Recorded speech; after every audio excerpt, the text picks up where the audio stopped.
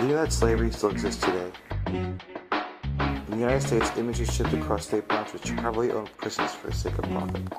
This industry makes a staggering profit of $35 to $50 million a quarter, and just one large corporation owns 200 prisons across America. What with the inmates that are now separated from their families, and the facilities adhere to the standards of the 8th Amendment? Were those rights lost somewhere in the prison market? We managed to talk to correspondent Joey Johnson, the famous case of Texas versus Johnson. We shouldn't consider any of this permanent, that this is just the way things are, that this is the way things have to be. No. Things are going to go one way or another. Things are going to change.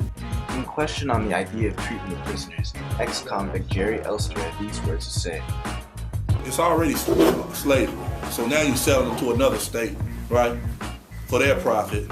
Secondly, California's not going to get rid of its issues, right, deal with its social issues by pawning them off to another state, first of all. Do you think it's humane to sell prisoners to another state?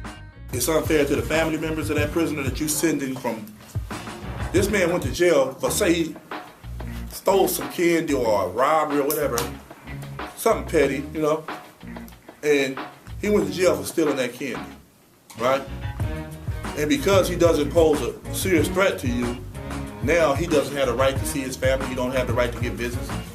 He doesn't have the right to be close to a home or people are surrounding him. I think it's unfair. Robert Trump was a private in the U.S. military. He deserted from an army stockade in 1944, and his citizenship was revoked.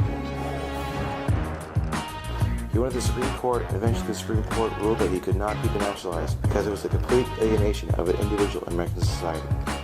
The justices that ruled that punishments considered cruel and unusual should change over time. Cruel and unusual punishments should be the punishments that affect society's evolving sense of decency. But what do supporters say about private prisons? In a newspaper article written when Arnold Schwarzenegger was governor of California, the author Alexander T. Tabarek says, private prisons would reduce costs not only at their own facilities, but at public prisons as well. Pressured by real competition, public prisons will be forced to cut the fat or risk losing state support. At the same time that costs are reduced, prison privatization will lay the foundation for a more open political system, one in which a single special interest group cannot dominate what should be matters of public policy. However, in a study conducted in 1996 showed that public and private prison costs were roughly the same amount.